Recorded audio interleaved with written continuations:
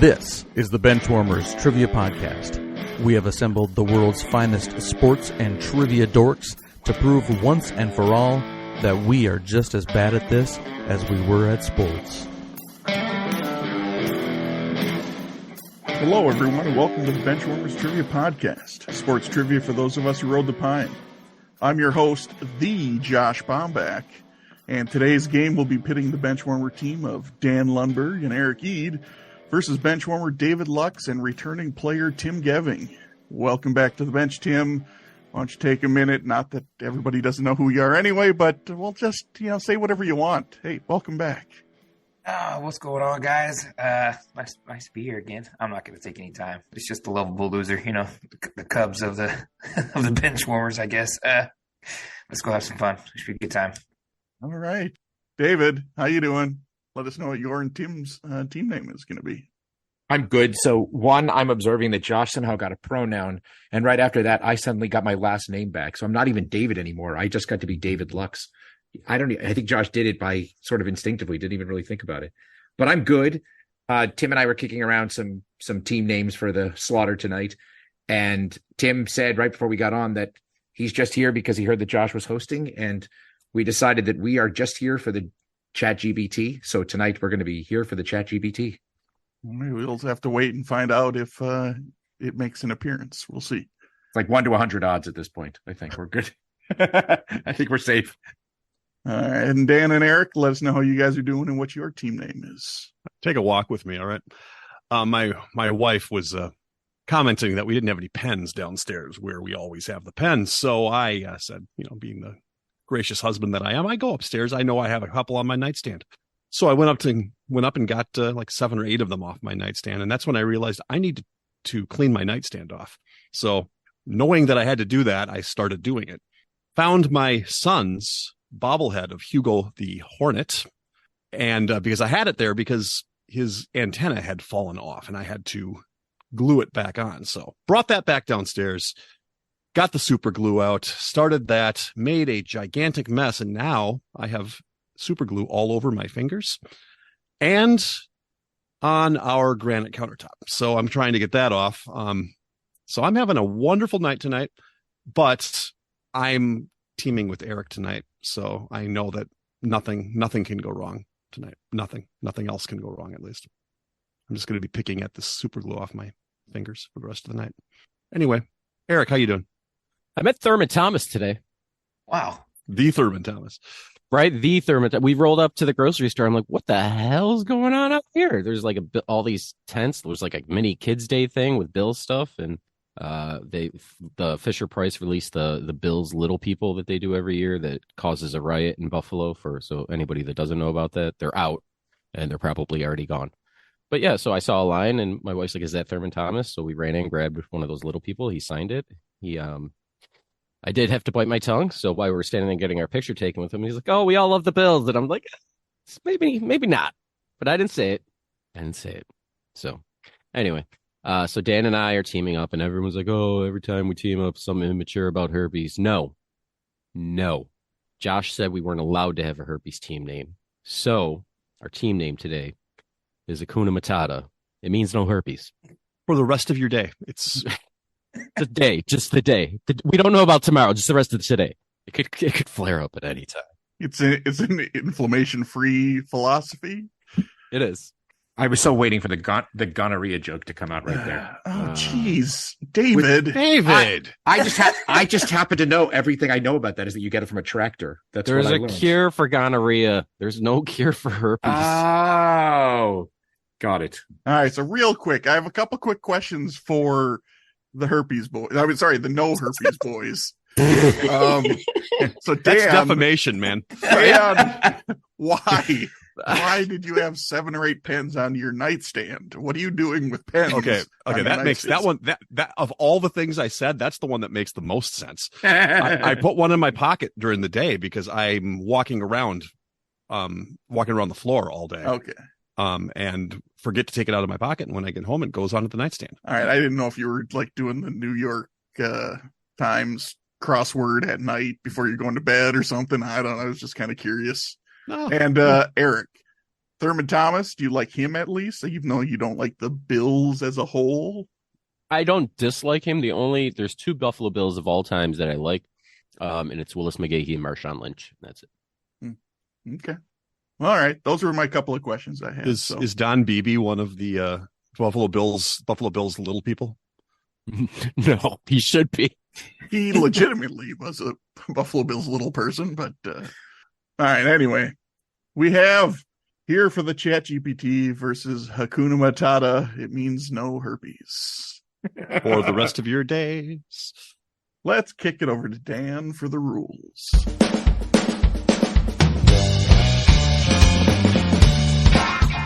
The game will consist of 4 quarters of play, each with different trivia style. The styles of quarters 1 through 3 will change from show to show, and I will explain them as we go along. Like any good sporting event, we will have a halftime show after the second quarter with entertainment questions. And in the fourth quarter, our teams will wager from their points accumulated to see who are today's clipboard captains, to be honored like the true benchwarmers they are. All right, let's get this game underway.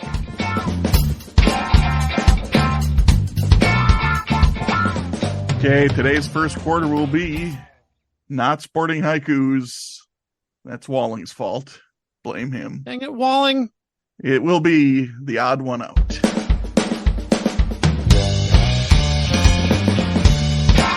The odd one out. For this quarter, there will be 3 categorized questions containing lists of 6 items. The teams will attempt to choose the item from the list that does not fit the given category. Each question is worth 50 points.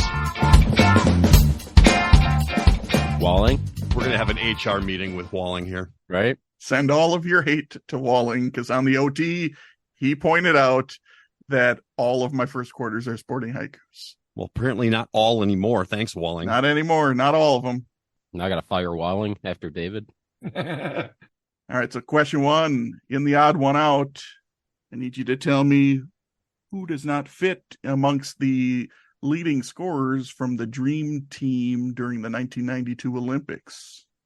Your choices are Charles Barkley, Larry Bird, Clyde Drexler, Michael Jordan, Karl Malone, and Chris Mullin. Who was not in the top 5 of the leading scorers? We're going to check in. All right, here for the chat GPT is checked in. Hakuna Matata, you guys can talk it out. So it's not Barkley. No, he's number 1. I know that. And then Jordan, I know. Yeah, this isn't a tailpipe issue here. No. He did. I think Malone and Mullen both had big. Yeah. Oh, Mullen, definitely. It's Bird or Drexler, and you thought Bird. Bird off the bat, just because I don't know how much older he is than Drexler, or if he even is. How much older is he, or how much older looking is Drexler than Bird? Bird looked like he was 55 the second he was drafted. Yeah, but Drexler looked like he was 62. Yeah. Is it? Oh yeah. Who is older? That's a question now. All right. Oh, Anyway. it's Bird by far. Is he? All right. Yeah. All right. So yeah, I figured the older guy would probably have. And I don't even think he cared at all while he was there. I think he cared. This is Bird we're talking about, but yeah, I do think that I think that he was more relegated to. I don't know if he started, but I know he was coming off the bench quite a bit. So yeah, I don't know. I'm good with it. All right. Always go with your gut with these not stupid. You know what I mean? We love these questions. Yes. If they were only a haiku, that would make it even better. But right? Can we do an odd one out in haiku form? I'm sure you maybe could try to find a way to do that. it'd be tough, but yeah, well, let's go with Bird. All right. We're going to check in with Lawrence Bird, or just Bird. I don't know his first name. All right. And ChatGPT, what do you guys have? Well, I was thinking the same thing. That's the first person I thought of too was Bird. I remember him laying on the ground a lot at the end of his career. That was at the end, Drexler went on after that to go play with the Rockets and all that. So I kind of just thought, I remember Bird not playing as much. So yeah, we checked in with Bird as well. Okay. Well, both teams will be getting points. The correct answer is Larry Bird. Number 1 was Charles Barkley, 144. Jordan was second with 119 points. Malone was third with 104. Mullen fourth with 103, and Drexler was fifth with 84 points. Bird was actually ninth with 67 points. In between there was Patrick Ewing and David Robinson and Scottie Pippen. So good job, guys. Moving on to question 2 in the odd one out. Which one does not fit in the top 5 of the most World Constructors Championships in Formula One history? Your choices are Ferrari, Lotus, McLaren, Mercedes, Red Bull, or Williams. And if listeners, if you're not sure what the Constructors Championship it is, that's the team, because each team has 2 drivers. So the teams that scored the most points for a season. Time isn't going to help us. We're going to check in. Here for the chat GPT is checked in. Hakuna Matata, you guys can talk it out. All right. So I know that Williams and Ferrari are both high up on that list. Okay. I want to say that Red Bull is not that old of a company as far as winning constructor championships. I don't think they've been around that long, but they've won a few of them. They've won like 3 or 4 in a row. Okay. In like the mid, like 2010 area. So I don't want to sound like stupid, but it will. Anyway, Red Bull is in like the drink company. Yes. I just want to make sure it wasn't like something else I was not aware of, because I know absolutely nothing. So the drink company started what? It became popular Early 2000s. late 90s, because that's Late what 90s, yeah. when I was playing football, I was amped up on Red Bull all the time. So Gives you wings. So So 98, 99, I know. So, I mean, you figure 25 years.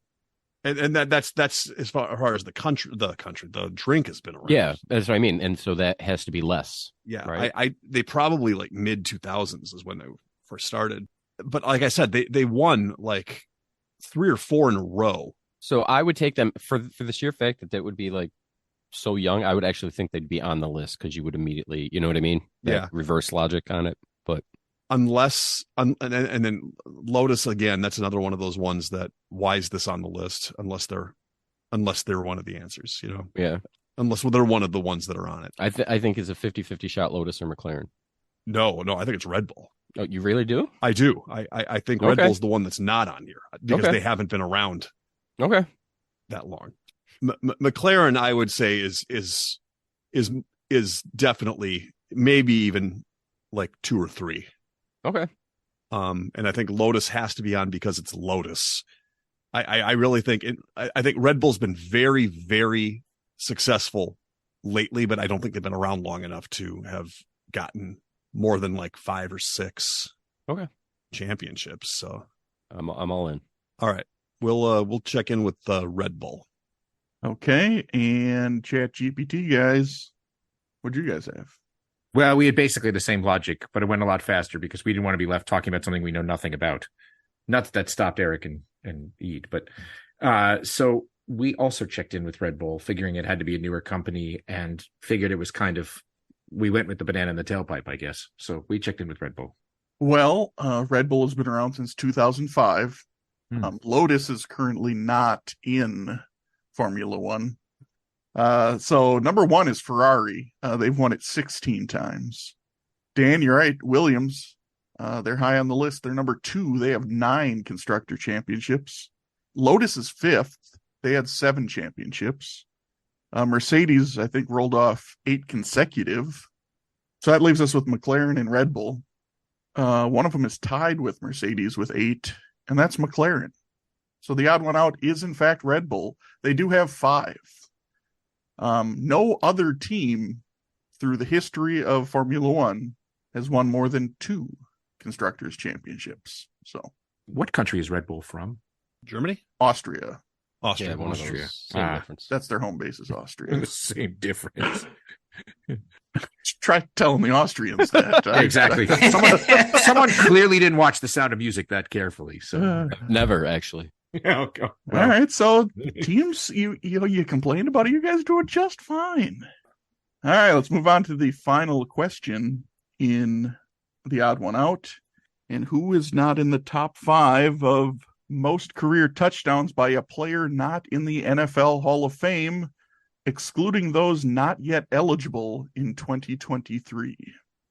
Your choices are Sean Alexander, Corey Dillon, Irving Fryer, Priest Holmes, Steve Smith Sr., and Ricky Waters. Dan, I was just wondering, somewhere amongst all those pens on your nightstand, do you have one of your six-sided dice that we can toss? He can't roll it. His hands are too sticky. That's true. He just sticks to his hand every time. My right hand is fine. Oh, whoa. Guys, get out of the gutter. All right, so have you guys checked in? No. Nobody's done anything except ask for dice. I'm good to go, Eric, if you want to. All right, we'll check in. All right, Hakuna Matata is checked in. ChatGPT, you guys can talk it out. We have very little to go on. There are two receivers on this list, and we thought in the era that a lot of these guys played, we'd be more likely to go for a receiver. Fryer just racked up so many touchdowns, though. But a lot of these guys did, right? I mean, I don't know. You would think it would be a receiver, right? Because they're only catching the ball rather than the running backs have a chance to actually catch, right? Blah blah blah. I mean, that's the better chance of actually scoring touchdowns because they could score running and. I totally agree. And if it is a receiver, given that there's only two of them, I feel like Steve Smith probably had more than Irving Fryer, so I'd be more likely to go Irving Fryer. Okay, whatever you want. I think we're going to run out of time, so just pick one, Tim. You're the guest. I'm totally good with whatever you pick.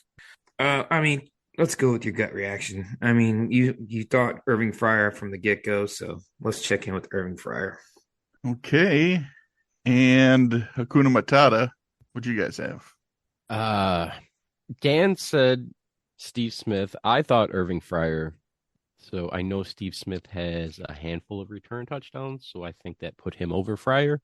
So we went with Irving Fryer. All right. Well, before we get into the answers, I will let you know that number 6, this is the top 6. Number 6 was one less than two other players. Wait. So let's start at the top of the list, shall we? Number 1, Sean Alexander with 112. Makes sense. Number 2, Priest Holmes with 94. Number 3, Ricky Waters with 91. Tied for 4th, Corey Dillon with 89. Steve Smith also has 89, which leaves Irving Fryer the 6th on the list with 88 touchdowns. So both teams got their points. The correct answer was Irving Fryer. Great thought, Eric. I didn't even think about the return touchdowns. That didn't even factor in my mind. If that would have, I would have definitely leaned towards Irving Fryer. Great thought. They obviously put him one more ahead of Irving Fryer. So, all right. Well, after the first quarter, I mean, not quite as entertaining of a first quarter as a Sporting Haiku would have been, but both teams did really well. We have a tie ball game, 150 to 150. We wanted to let you know that we are on Patreon if you'd be interested in supporting us financially. Your contributions will be used to help us cover the costs that it takes to bring you the high-quality sports trivia you have come to expect from us. There's also some great perks that come with the Patreon membership to the Benchwarmers Trivia Podcast, including bonus episodes and Benchwarmers swag. You can find us at patreon.com/benchwarmerstp. Thanks. I blame Eric Walling for that. So do I, and I was going to say the same thing. I totally blame Eric Walling. I'm not having fun, and I'm blaming Eric Walling. I blame Matt. I'm thinking we have too many Erics on this podcast right now. It's true. So It's true. And too many Davids. All right. Today's second quarter will be Flop, Turn, and River.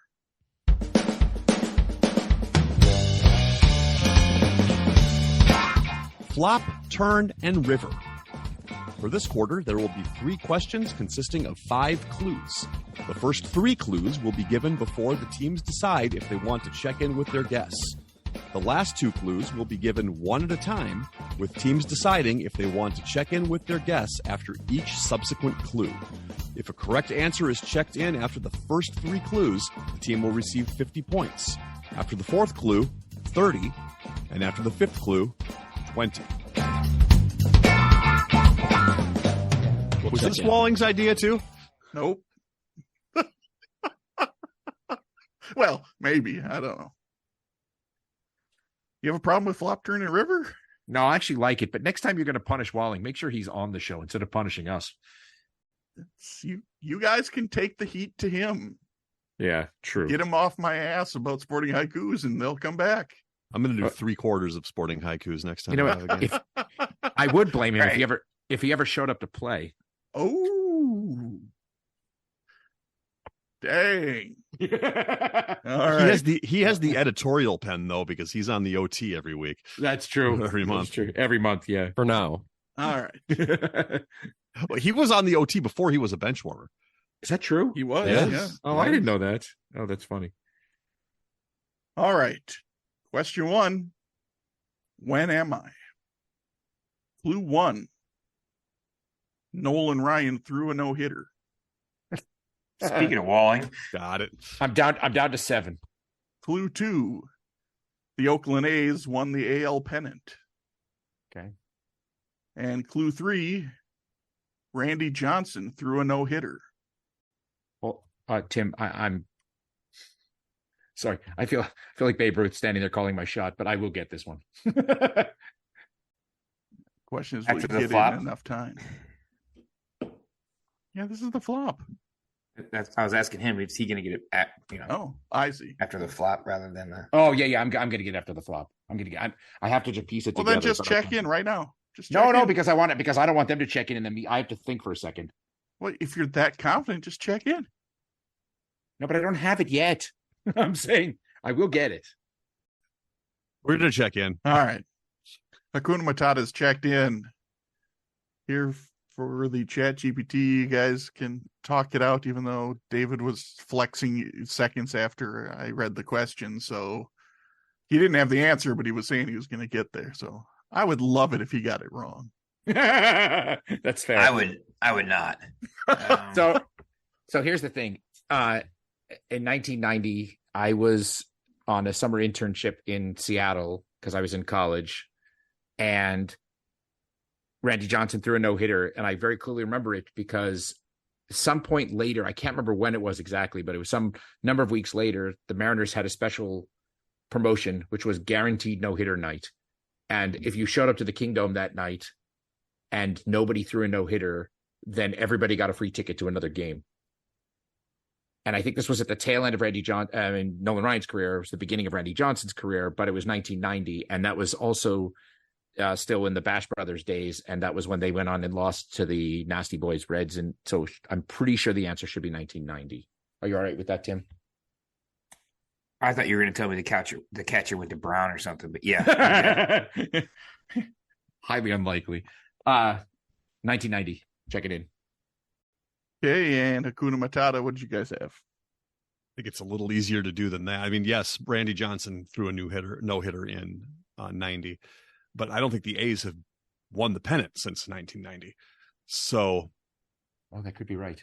that would have to be it then. So we're going to go with 1990. Well, let's check out clues 4 and 5 and see if you guys are correct. Clue 4, Doug Drabeck and Bob Welch won Cy Young Awards. And clue 5, David already spoiled it. The Cincinnati Reds won the World Series. The correct answer is indeed 1990. So Ryan's no-hitters were twice in 73, 74, 75, 81, 90, and 91. The A's pennants since 73 were 73, 74, 88, 89, 90. And Johnson's, he's had technically 2 no-hitters. One of them was a perfect game in 90 and 04. So, good job, guys. That was the year actually that Bob Welch won 27 games or something absurd, and nobody's come close to that since. Yeah, So, I saw that. I was like, Jesus, that was a lot of wins. yeah. All right. Question 2, a little bit of a callback on this one. What am I? Ooh. Clue 1. I am awarded annually. Check in. Clue 2. I heard it. Unplug your headphones. Clue 2. I am made of sterling silver. Yes, I was waiting on that. Yes. And clue 3. I was first awarded in 1967. Just a reminder, there are more clues. Desperate for us to take more clues. Oh, doesn't matter. I read them anyway. So, I mean, are we going to overthink this? Probably. Should we overthink hold this? Hold on. Let me do a little checking here because I wanted to double check something. Okay. The first three clues do not narrow it down to absolutely one.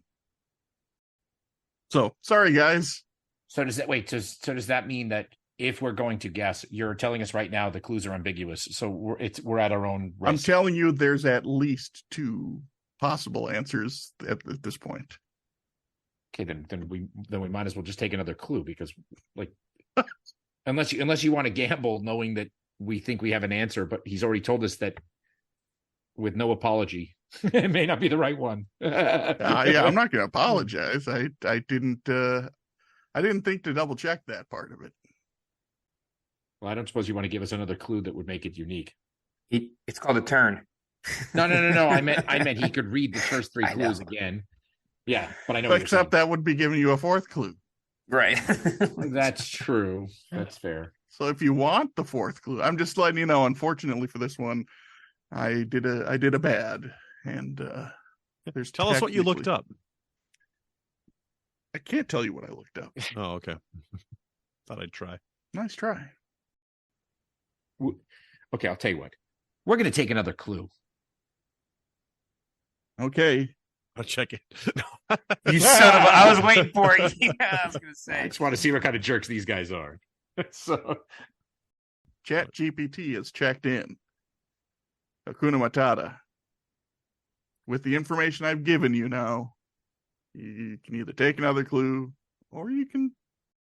You want another one? Let's take it. Let's figure out what this is. All right. That's all right.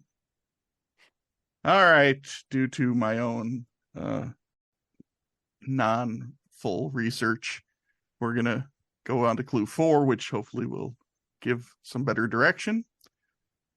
Clue 4, I was named in 1985. we're going to check in. Okay, ChatGPT has checked in. Hakuna Matata, you guys can talk it out. And I can't give you any more insight than that. I've already, had to clarify some. So they wouldn't have waited to No. name the Lombardi Trophy until 1985. Correct. I was thinking both either the Hunt or the Hallis trophies, but those I don't think were given out until the NFL. The merger. So that can't be it either. So I mean, is it gonna be like the it can't be Lombardi because of the 85 fact, right? It can't be. Unless for some reason they never called it that until then. Is it possible? I thought they renamed it like when he died. Like he was. I thought it was like almost. Sorry. I say we just take another one because I don't want to miss it. You know what I mean? Yeah. So. Yeah, let's take the last one. All right. Well, I'm glad you did that because you guys had talked yourself out of what is going to be the answer. And we'll talk about why in a second. But clue 5, the Minnesota Twins have won me twice. Wow, it is the Commissioners. Oh, all right then. Oh, we'll check that in then. And ChatGPT, what did you guys have for an answer? So after Eric said the Commissioner's Trophy after the flop, when he thought we were checked in, I thought you guys were for sure on the turn trying to throw us off and saying, oh, no, it could be this. No, it could be that. So I was kind of, playing that stupid game. But Dave was like, no, I really think it is the Commissioner's Trophy. And he had said it after the flop as well, but we just couldn't tie it down. We just thought some of those, one of the first things I said was one of those hockey or the award trophies for like defenseman, goalie, what have you. But then we both came to the conclusion that, they're older, much older. Hockey trophies are a lot older, what have you. But yeah, with all that being said, we checked in with the Commissioner's Trophy. Well, in the end, both teams are getting some points. Now, I don't know if all these trophies are made of sterling silver, these other ones, but yeah, there's a few others. I didn't even think NHL trophies. So, this was written not very long ago, this question. I didn't put enough legwork into it. Sorry, guys, but yeah, apparently. You realized that 1967 was a major year for the NFL? Yep. Just when you guys started talking, I went, no, when you said like, oh, I'm not sure like if another trophy was, I'm like, this would be like a kind of a major one to look at. Just That's right why off the top of my head, I wasn't. Now, granted, I didn't. Well, I guess I did look it up. It is made of sterling silver. The Vince Lombardi Trophy. It was but it was named after him after his death in 1970. So the flags on the Commissioner Trophy are all sterling silver too. They are gold plated. Oh, but you got to plate it over something. Yeah, no, I'm not. Yeah, so I'm they not are mad. I'm not mad at all. Yeah, so not my best question. All right, I'm just gonna let everybody know now. I'm officially retiring the sterling silver flop turn in rivers. That will not ever be coming up again in one of my games. Oh, I thought it was a good question. It was a flawed question that got more flawed as you guys kept talking. Yeah. So, but question 3, I guarantee there's no flaw in it. So let's all right, we're going to check in 3. With Al Leiter. That's my most flawed, I guess, technically. I still liked it. All right. Question 3 in Flop, Turn, and River. Where am I? Clue 1. I am home to the Rebels and the Aces. Clue 2. Knights Stadium is located in me. And clue 3. I have hosted 26 Formula One Grand Prix. Yeah, we're going to have to take one, I think. All right. All right, so Hakuna Matata is going to take another clue. Yes? Tim? Yes? Yeah, we'll take another one. Clues all around? Yes. All right. Clue number 4. I hosted the 1956 Summer Olympics. We can check in. Hakuna Matata is checked in, so ChatGPT, you guys can talk it out. We need to see, right? So 1956 was Melbourne, for sure. As soon as he said the Olympics question, that was the clue, I just said, I'll wait, because I knew David would know the exact city. So I didn't even. 56 is definitely Melbourne, but just out of curiosity, well, let's go back now. The Rebels and the Aces, I'm assuming they're like footy teams or rugby teams or something? I don't think they're footy teams, but... Well, I mean, that's not my area of expertise. So then we will check in with Melbourne. Yeah. Hakuna Matata, what did you guys have for an answer? Yeah, it's Melbourne.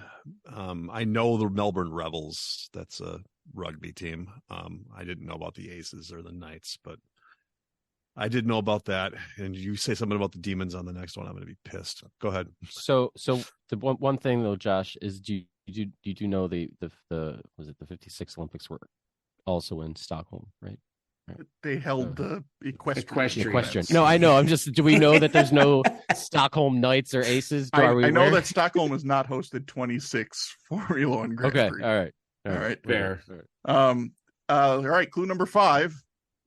I am home to 9 AFL teams. Stockholm.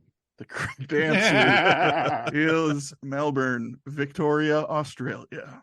So the Rebels are a rugby team, and the Aces are a baseball team. Knights Stadium is a soccer stadium used by the Melbourne Knights. Formula One's Australian Grand Prix has been in Melbourne since 1996. Prior to that, the Grand Prix was held in Adelaide from 1985 to 1995. So you'll be happy to know that Australia also calls it soccer. They do. That's why I called it soccer. Otherwise, I would have said football. But yeah, I just thought it was interesting that I was able to pull 3 similar things to Vegas in there. But Vegas will be hosting their first Formula One Grand Prix this fall. All right. So after the second quarter, it's no longer a tie, but it is a very tight game. Hakuna Matata, it means no herpes, is at 250, and here for the Chat GPT is at 260. And that brings us to halftime.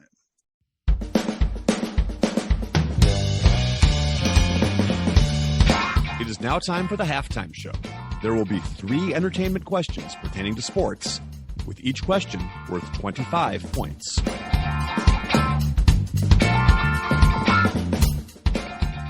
Game over. Time to go home, boys. That's it, right? Chat GPT. It's yet another edition of Chat GPT pre and post game. I asked Chat GPT to make up plots for movies based on the combination of 2 movies, with at least one being a sports movie. I know Eric's here for this. You're on the wrong team, sir. You're on the wrong team. Actually, I think he's actually done. Oh, have you been on? You've been on when I've done one of these, haven't you? No. That's all right. This is your first time. All right. You always remember your first time. Plot 1. The story follows Jason, a member of a working-class Jewish family from Scranton, Pennsylvania, who receives a diving scholarship to an elite prep school in Massachusetts.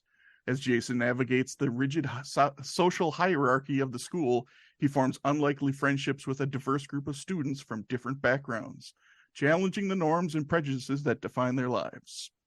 Together, they embark on a journey of self-discovery, breaking down barriers, and learning valuable lessons about acceptance, loyalty, and the importance of staying true to oneself. All right, we'll check that in. All right, Hakuna Matata is checked in. Here for the Chat GPT, who may no longer be here for the Chat GPT. What'd you guys have for an answer? So talk it out. Eric Walling will not be surprised to hear that one of these movies I've seen many times, and that's School Ties, where Brendan Fraser plays a Jewish quarterback from Scranton, PA, and then is recruited to hang out with Matt Damon and Ben Affleck and the whole Boston crew. So definitely School Ties is we think the back half, and then the diving scholarship brought us to Rodney Dangerfield and Back to School. So we're checking in with Back to School Ties. Is that all right, Tim? As I say, we're checking it in. Seems like no. Yeah, you're good. All right, that's what we'll check in. Okay, and Hakuna Matata, what did you guys have? Trying to figure out how this worked. Diving scholarship. I'm like, what is? I've never heard of a movie with a diving scholarship, and then the prep school, the Jewish prep school. That got School Ties to me, and then I thought, oh, Back to School. That makes sense. So Back to School Ties. Both teams will be getting points. The correct answer is Back to School Ties. So yeah, the School Ties part is pretty obvious, but the Jason and diving, that was the main character, his name. So, like, if you're not counting Rodney Dangerfield as the main character, his son was Jason, and he was a diver. So yeah, I've never seen or heard of either of those movies. What? Yeah, never. Tim, how old are you? Did you not? 42. I mean, So for what it's worth, School Ties was like the breakthrough movie for Matt Damon, Ben Affleck, all of these guys. Chris O'Donnell was in it too, but I think he had been in other stuff before that. All right, let's move on to plot number 2. The story follows Phil, a talented yet delusional football player who becomes entangled in a dangerous race against time. When his former teammate is framed for a crime he didn't commit, Phil has just 2 days to uncover the truth and clear his friend's name. Teaming up with Jack, an unorthodox detective, they embark on a wild and unpredictable journey that takes them from the football field to the gritty underbelly of the city. It's a fast-paced adventure that combines thrilling football sequences with comedic banter and a twist-filled investigation, showcasing the determination of a man willing to risk it all to expose the truth and find justice. I can't come up with anything, Eric. I don't. I'm usually on top of these. I can't get this one. Yeah, Sure. I don't. I got nothing. I really have nothing. I Yeah. mean, I was trying to figure out. Should we figure it out together, guys? Yeah, that's good. Can we do that? I can't stop you from doing that. If you want to try to come up with it to both get the points, Either way, you either both get the points or you both not get the points. Doesn't All right. matter. I say we Do you guys have anything at all? We're thinking North Dallas 40, maybe. But I can't think of anything that would end with North. That would, Oh, there's unless that it's movie. 40 something. 40 days and 40 nights doesn't work. Nah, that doesn't make any sense. North Dallas 40. 40-year-old virgin. No, where's football in that? Well, there's football in North Dallas 40. I mean, there was that movie called North, but there's no way Josh or ChatGPT would do an Eric Walling. What's it called? Who was it again? Jermichael Finley. Jermaine Finley. Yeah, I don't see that happening. I say we just. All We were right, trying to at think of this point, I'm gonna call it, you guys. All right. So, Dan, you're halfway there. What's another equivalent to 2 days? Fortnight? Oh, 2 days. I think you said 2 weeks. Sorry. 2 days. What's another 48 hours? 48 hours. There it is. North Dallas? 48 hours. Oh my God. Yeah, And- we were never gonna get. and You could have given us Jack- 15 minutes. Jack Yeah. is from 48 hours. Phil is from North Dallas 40. Oh, Jack wow. is a character. Is the I don't know if he's the detective or not, but this is, like I said, ChatGPT came up with this. So, yeah. Yep, weren't gonna get there. So, Dan, you were trying to go the wrong direction on it. You were trying to come up with something to have ending in North. But that is Cool. the first ChatGPT pre and post game that was not answered correctly. Yeah, we got busted. How ironic that is our name is actually we are here for ChatGPT. Maybe you're going to rethink that. Well, let's try the third one. We'll see how you guys do with this one. The story follows a brooding and emotionally scarred man who returns to his hometown seeking solace and redemption. There he crosses paths with a small, struggling horse racing stable and discovers an unlikely connection with an underdog racehorse. Together, the man and the horse form an extraordinary bond as they embark on a journey of healing and redemption, both finding purpose and hope in each other's presence. Against all odds, they navigate the challenging world of horse racing, facing personal demons and past tragedies, with the goal of proving that miracles can happen, even in the face of overwhelming odds. It's a moving story that explores themes of loss, resilience, and the transformative power of unexpected connections, leaving audiences inspired and deeply moved. Oh, wait a minute. How about this, Tim? Check that out. Look at this. I was just sitting here hanging out, and this mouse just was running around. What? He ran into this water bottle. I'm sitting at my bar, and he was just like, I kept seeing him running around. I'm like, what in the hell is that? And then now, burn it down. look at that thing. We're gonna put him here. You got water in there, big guy. I think I got it actually. Maybe. Hold on. I'll think of it in a minute. Hang on a second. How about this?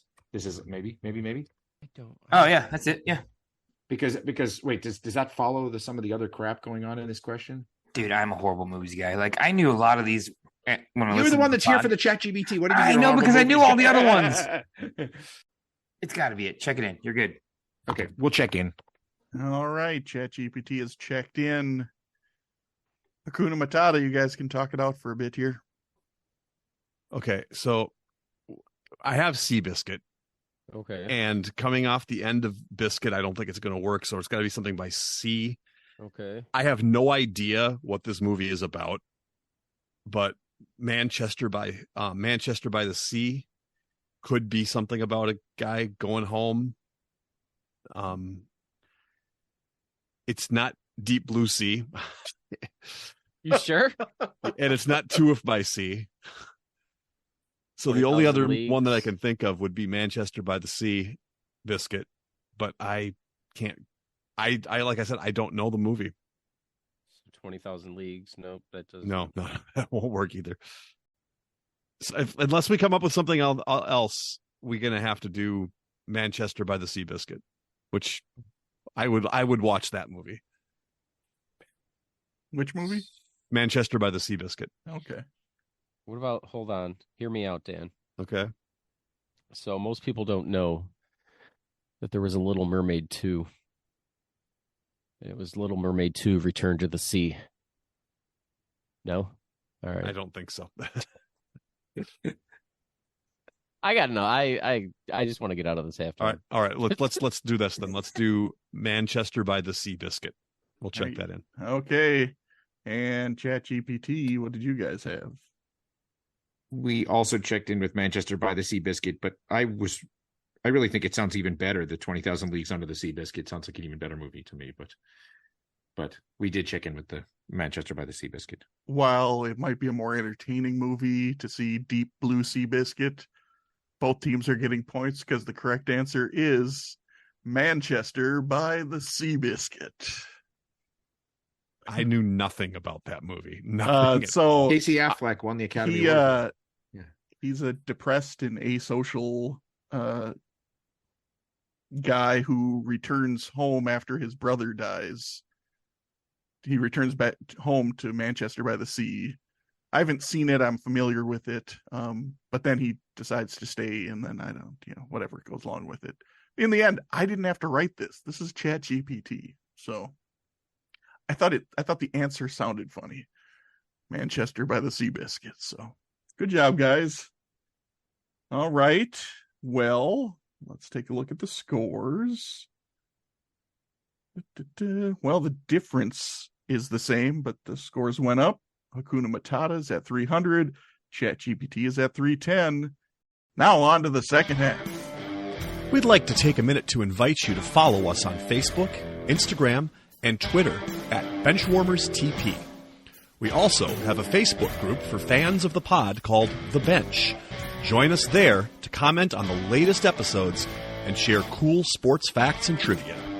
If you'd be willing to rate and review us on iTunes or Stitcher, we'd greatly appreciate the support so that other people may find this podcast. Thanks. Today's third quarter will be 5-on-3.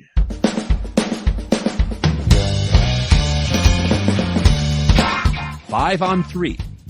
For this quarter, there will be 3 categorized lists containing 5 items, where each item is worth 10 points. The teams will attempt to guess as many items as they can. However, if a team has an incorrect guess, they will receive 0 points for that list. List number 1 for the 5-on-3. I am looking for the Major League Baseball leaders in saves per decade from the 1970s through the 2010s. Oh, you mean one for the 70s, one for the 80s, one for the 90s. Sorry, I didn't parse that right. Yeah. Yes, okay, got it. Saves per decade. Saves per decade for each of the decades. So you have 70s, 80s, 90s, aughts, and teens. Yes. Okay, Tim, you go back to front. I'll go front to back, okay? Because I could do... Whoa. All right, that's going to meet in the middle? What? We can check in. All right, Hakuna Matata is checked in. Here for the ChatGPT, you guys. I need some answers pretty darn quickly from you. So here are the ones that I think I'm relatively confident about. I'm pretty sure the 70s is Raleigh Fingers. My lean is, because this was my sweet spot, there's a ton of guys in the 80s because I want to say, Tim, actually, that like I was thinking about Lee Smith, thinking about Bruce Sutter, but I think it's actually Jeff Reardon. But I could be wrong about that. Goose Gossage started halfway through the 70s, so I don't think that would work. And then who were the other ones we were kicking around? The 90s, we didn't have anybody. The 2010s, I think maybe it's Craig Kimbrell. Yeah. Because he racked up a bunch. It's just hard to say because with Rivera, you'd think Mariano would be somewhere in one of these decades. Yeah, but the problem is sometimes when guys span decades, it's super hard. That's why I was trying to think of guys that were super dominant. But Rivera, if anything, Rivera would be the guy in the aughts. Oh, but there's also Trevor Hoffman, right? So Rivera would be the guy for the aughts. So it's a question of how many you want to go for. I mean, I'm tempted to go sort of Raleigh Fingers, Jeff Reardon, Mariano Rivera, and Craig Kimbrell and cross our fingers. I don't know how aggressive they're going to be. They'll probably go for all 5, but they could easily get all 5. And that's fine. I mean, I'd rather just be safe and get points. So which ones are you safest about? Which ones do you feel more confident about? I mean, obviously Raleigh Fingers, and Kimbrell for sure. And I feel let's go 3. So then how about Raleigh Fingers, Rivera, and Kimbrel? Oh, I thought you were more confident with Reardon. I every time I think about it, I think about somebody else who's like the Lee Smith, the Goose Gossage. Like there's so many guys there that it's, and Quisenberry is in that list. And 80s is rough because a lot of guys are racking up a lot of saves. But so, I mean, I'm actually most confident the more I think about it with Kimbrel, Rivera, and Raleigh Fingers. But okay, that's it. Let's do it. All right. That's what we'll check in with, I guess. Okay, and Hakuna Matata, what did you guys have? When I was kind of like David, I most positive in was Raleigh Fingers. 80s, I sent to Dan, and I'm just like, the guy, I know he was a twin. He said Reardon. I'm like, that's him. So we went with Reardon. So that brings us to the 90s. And I'm pretty sure that's John Wetland. At 2000s, Rivera easily, and 2010s is Kimbrel. All right, just to let you know that 4 of the decades had at least 25 saves difference between the leader and second place. And the 90s had a difference between the top 3 of only 4 saves between the top 3. But everybody is getting points because Eric was correctly identified John Wetland as the 90s. So, just to let you know, for the 70s, Raleigh Fingers was first with 209, followed by Sparky Lyle and Mike Marshall. 80s was Jeff Reardon with 264, followed by Dan Quisenberry and Lee Smith. The 90s was John Wetland, followed by Dennis Eckersley, behind by 2, and then Randy Myers, 2 more behind that.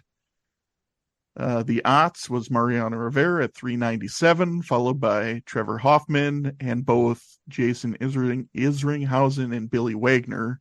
They were tied for 3rd. And Craig Kimbrel had 346 in the 10s, followed by Kenley Jansen and Aroldis Chapman. So, well done. Eric is going to enjoy this one. Dan may as well. Uh-oh. List 2, NHL leaders in goals per decade from the 1970s through the 2010s. Oh, God. Every once in a while, I have to throw a NHL question in there. Am I right on the ones I've said so far? You said that one already. Okay, then go ahead and finish it off. Okay, we can check it. Hakuna Matata has checked in.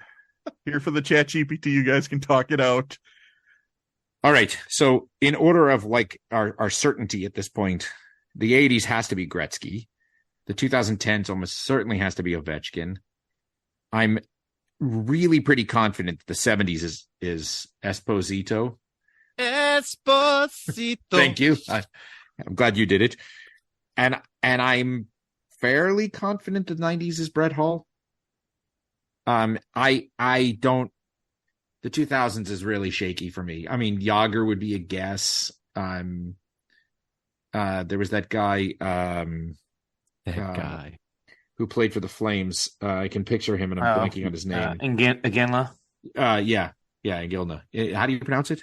Jerome something? Not how you said it. Not how you say it. You had the N and L back. Yeah, exactly. Well, I'm not good at pronouncing names. Lagina. So my temptation, Tim, would be to go Esposito, Gretzky, Hall, Stop saying it like that. The hard O. Esposito, Gretzky, Hall, and Ovechkin. What do you think about that? Sure. Really? Are you at all? Do you have a beat on the 2000s that you want to go with? I like Iginla. I mean, that could. He scored a lot. And, well, do you feel confident enough that you want to risk the other 40 points? Is really what it comes down I mean, to. it doesn't really matter. They're going to get 5, right? So no matter what. I know, but we're going to go. We got to at least try to keep this thing somewhat close. We do? Yes. If we want to keep it close, we should go for 40, right? Right. That's my point. Okay. That's what I'm saying. Okay. We need to at least try. We got to get points. So. Okay. And even then, I'm not even that. I mean. Okay. Our answers sound great, but Okay. All right. So, Josh, we're going to check in with Gretzky, Hall, Ovechkin, and Esposito. Esposito? Esposito, exactly. Right. Which that's how Giancarlo It's Esposito is the actor. You're a dirty, rotten liar. No. That is not true. Seriously, look it up. When he does he's done interviews. He's Giancarlo He's wrong. Esposito. That's how the Italians pronounce it.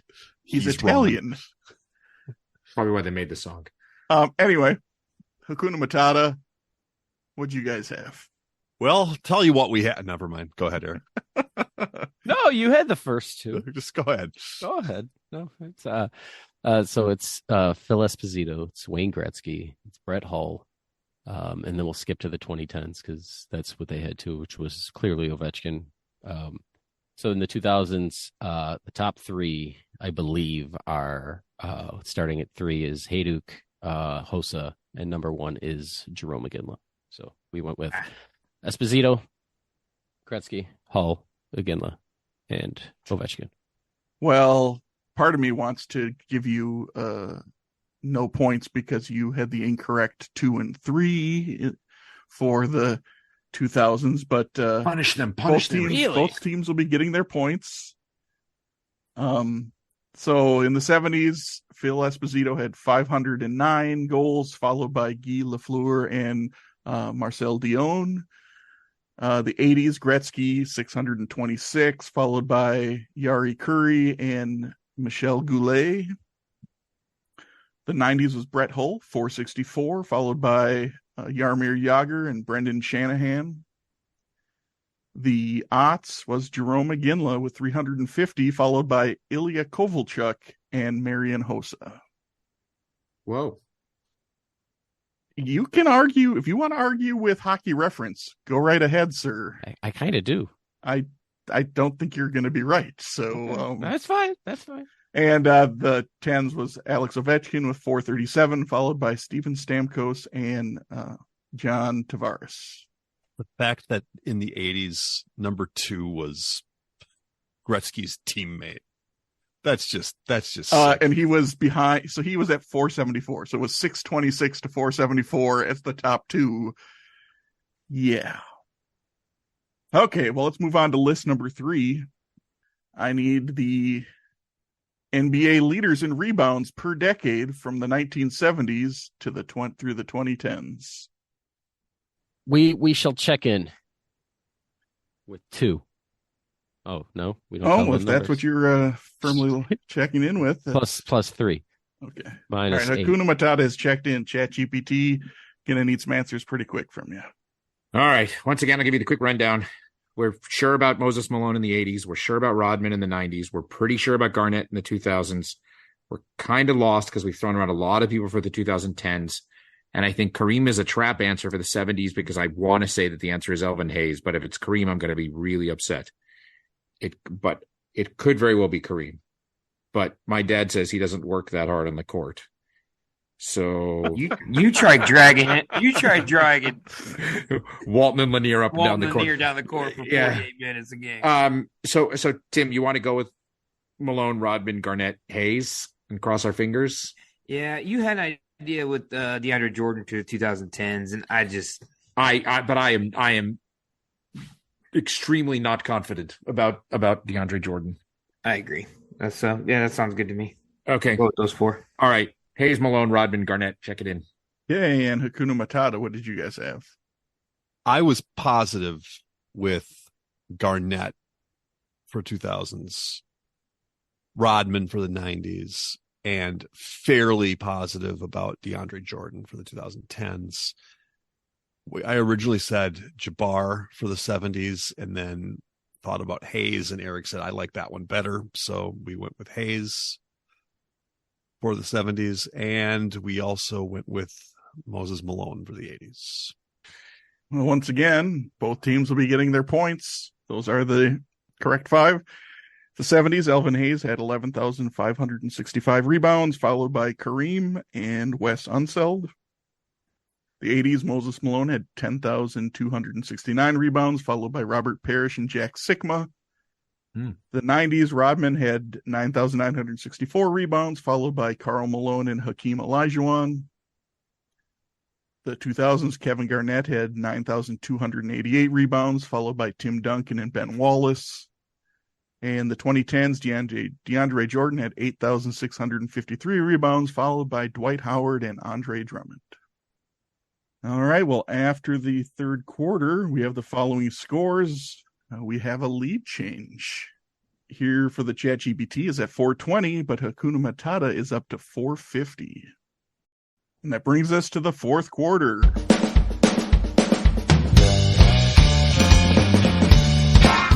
The fourth quarter, known as Put Your Fours Up.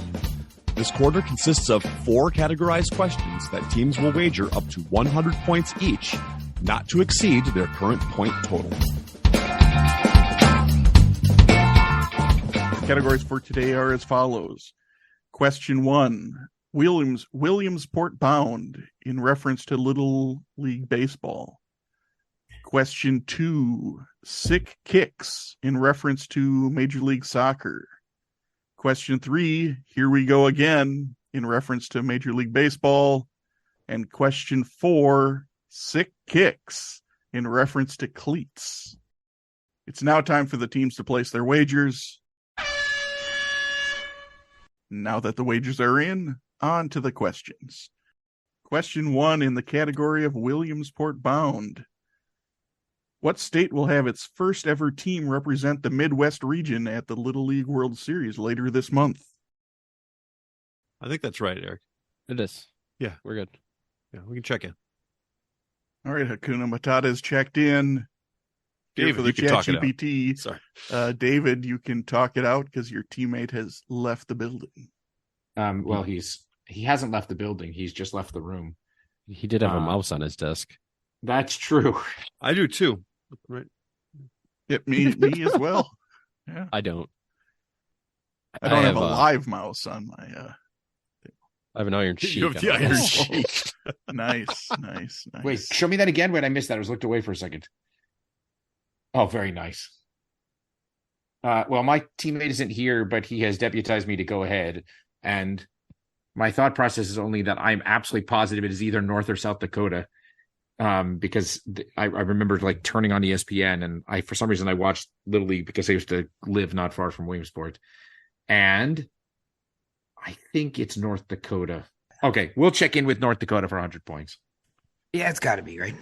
All right, and Hakuna Matata, what did you guys have? We checked in with North Dakota Fanning.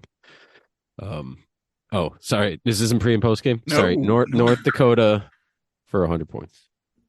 Okay, both teams will be getting their points. The correct answer is North Dakota. Iowa has had 15 appearances. Minnesota has had 7 appearances. South Dakota has had 5 appearances.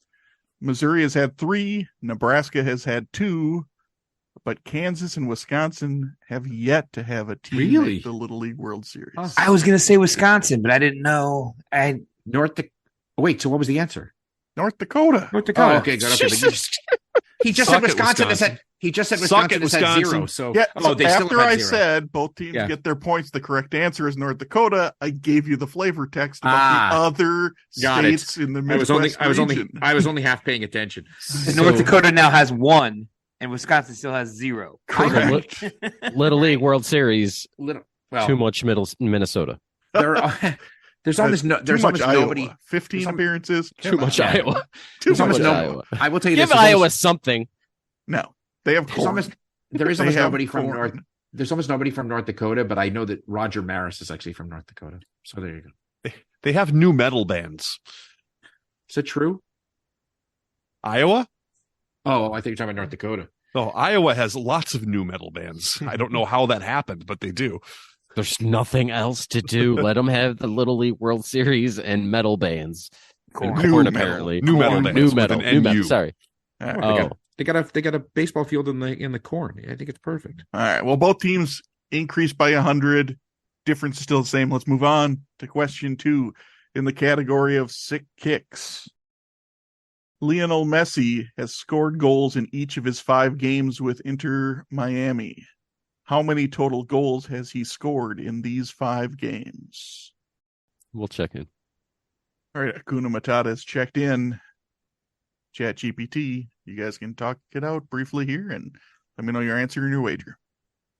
Well, I feel like I saw a headline that was something like Messi scored 8 goals in 5 games or something to that effect, but I may be misremembering.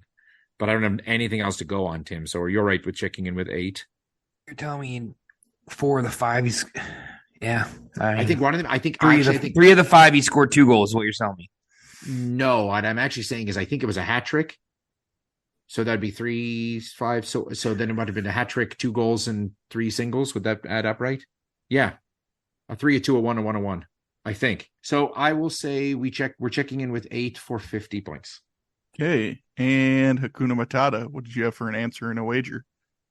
Yeah, I saw something. They just played Charlotte like a couple days ago, and Yeah. I thought I saw the number 8 come across on that. So we're also checked in with 8. Both teams will be getting their points. Correct answer is 8. And Tim, you were correct. When you questioned it, he scored twice in his second, third, and fourth games. I was going to say, because I know he didn't, I haven't heard of a hat trick, and I would have. Oh, there you go. Nice. Yep. Yeah, so the first game he scored the game winner on the first one, or the penalty kick or whatever. And then he scored 2 in each of the next 3, and then he scored a late goal in his 5th game. So Did I just start betting on that now? It's a pretty good bet that he's going to score a goal. Yep. Eric, I think you should ask Oliver what to do. Done. All right. Well, the difference got a little more because ChatGPT only wagered 50 on that one, and Hakuna Matata did 100, so it's up to 650 to 570. Moving into question 3 in the category of Here We Go Again. The Milwaukee Brewers may explore relocation if they do not receive public funding to upgrade American Family Field. If they do leave Milwaukee, they would become the 4th team in Major League Baseball history to move twice. Who are the other 3 franchises who have moved twice? So Yeah, that's it then. That's it then. That's I guess we're going to check in then. Okay, Hakuna Matata is checked in here for the Chat GPT. You guys can talk it out a bit here. Let me know your answer and your wager. Your answers and your wager. You got the ones I was thinking of, the A's and the Braves. Right. Yeah, The Braves for sure, because the Braves are the only one that's won a World Series in 3 different cities, because they won in Boston, Milwaukee, and of course Atlanta. And the A's went Philadelphia to Kansas City to Oakland. The only soon to be Las Vegas. Right. Good point. The only other one that I can think of off the top of my head is that the Orioles used to be the St. Louis Browns, and I think they didn't start in St. Louis. In fact, I think they may have started in Milwaukee, ironically, but that may be wrong. It was somewhere further north than St. Louis. God, could it have been Minneapolis? Yeah, I was wondering where the actual Browns went. The Browns, for sure, Browns went to the Orioles. I'm sure 100% for that. So I wrote down the teams already, and I think you're right. And for my grandfather tried out for the St. Louis Browns. And oh, really? Yeah. Sorry, back in the early. You sure it wasn't the Milwaukee Brewers? No, it was the St. Louis Browns, and that's why I. Can you call him and ask him if he was trying out for the Milwaukee Brewers before the St. Louis Browns? No, I cannot. Okay. They don't take phone calls where he is now. God rest his soul. But yeah, let's go with that. I like it. Okay. I was curious I like the other two, like the A's and the Braves are the ones that I was definitely set on. And my question was, I didn't know if the Browns went somewhere because I know that the Browns were there. For sure went to the Orioles. I didn't know how the Cardinals came about and all that good stuff. So Cardinals were expansion. So A's, Braves, Orioles. Right, there you go. Check it in for 100. Yep. Okay. Hakuna Matata, what did you guys have for an answer and a wager? Let me jump in before you come in, Eric, because what I was trying to figure out, if it was one franchise, was that the Senators moved twice. But each is a different franchise. But they were different franchises. Correct. Yes. So we had the A's, we had the Braves right off the bat, and then Eric jumped in with the final one. So it's because I wrote a question because when Cleveland was changing their name and everyone's like, oh, they should go back to the Spiders. I'm like, they were never the Spiders. So that's what made me go back and start looking into all of this. And then there's like we're on like the third rendition of the Baltimore Orioles because like the two before have been defunct and all this other. It's just when you go back and look into all this stuff, it's actually pretty interesting. Anyway, with that said, it's the Orioles, the A's, and the Braves for 100 points. All right, both teams will be getting points. Yes, you are correct. And David, you are actually 100% correct on the lineage for the Orioles. They started as the Milwaukee Brewers. They moved to St. Louis to be the Browns, and then they moved to Baltimore to be the Orioles. So you actually did have that correct, which then would mean if the Brewers relocate, Milwaukee will be the first city to lose 3 Major League Baseball teams. Pathetic. New York and Washington, D.C. have also lost 2 teams, but Milwaukee would become the first to lose 3. As Tim, you stated, if the A's do in fact move to Las Vegas, they will be the first team, the first franchise to move 3 times. All right, well, both teams got their 100 points, so same differences after the last question. Let's just move on to the last question of the game, shall we? Question 4 in the category of sick kicks. During his no-hitter on August 9th, 2023, Phillies pitcher Michael Lorenzen wore cleats made by what shoe company that is more known for being seen at the Summer X Games? Yeah. All right. We will check in. All right. ChatGPT guys have checked in for the final time.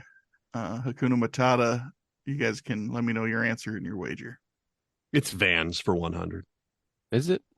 Yeah. I can't get off Heelys. That would just be insane. It'd be the greatest. I would not.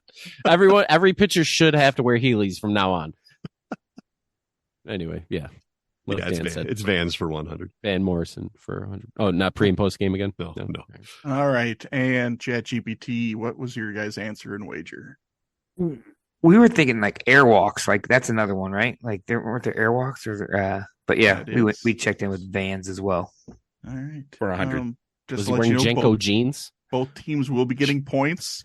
I mean, the Vans is a quintessential one, but so is DC Shoes. That's another big skateboarding brand shoe. And Wikipedia has 26 different shoe companies listed under the skateboard shoe brands. Can you name them, please? No. Do they all? I mean, I could. I'm not. No, but serious question. Do they all make cleats though? I don't know if they all make his cleats. were custom made. He's been wearing Vans cleats since 2020. I don't know if anyone else does. They might make them just for him. They might just be custom for him. Oh, that's interesting. But there are some, like Adidas has skate shoes and they have cleats. It's Adidas. Yeah, in other countries. But anyway, so a number of these do. I mean, Nike has a skateboarding shoe as well, so they obviously have cleats. But yes, are we not going to address the elephant in the room?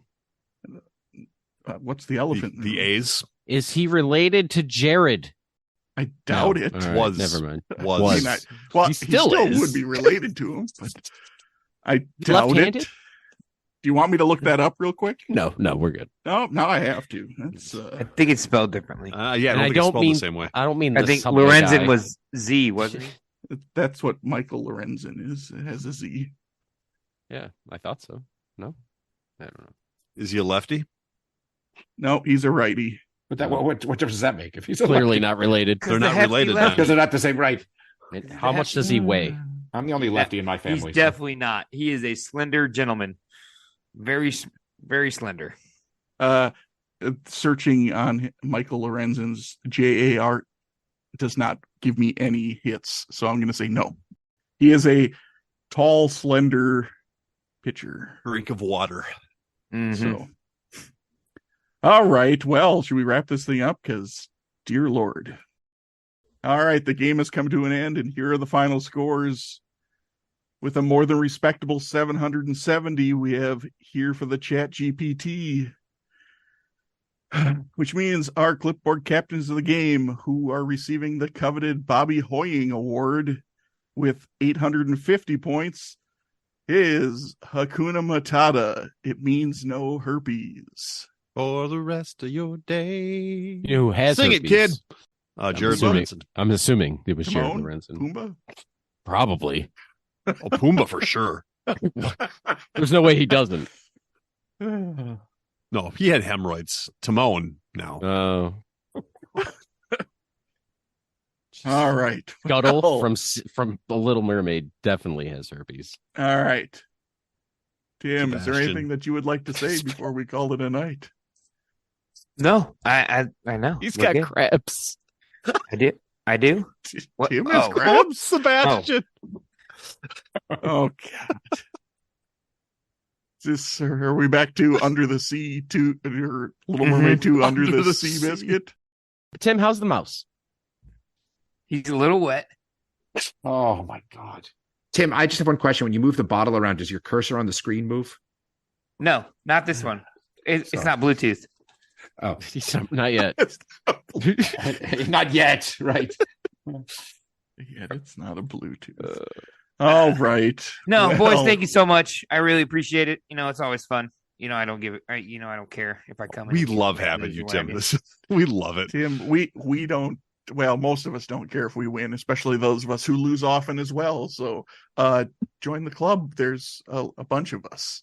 Yeah, So. I don't even know what my record is. It might be 1-9, It doesn't 1-8, but I don't care. Like, I think I've lost with everyone. I think I've lost with every bench warmer. And, That would be impressive. I think you would be definitely the first to have that be. It's been pretty close. The only reason I haven't lost is because I hadn't played with them yet. Fair. To be quite honest, like, All right. 'cause I've Well, lost we'll have Well, to it gives you rectify something that. to shoot for. hey, I'm here. I got nothing else to do. So, but because I know I lost with Eric, I've lost with David, and I've lost with Dan. So, hey, whatever. It's all good. I like just coming in here and spending some time with you guys. I really appreciate it. It's fun. Yeah. You guys are Well, great. good. We like having you, Tim. So, anytime you want to come back, you are more than welcome. So, on behalf of myself, David, Dan, and Eric, we'd like to say thanks for listening to the Benchwarmers Trivia Podcast. Until next time, we'll keep the bench warm. He had crabs.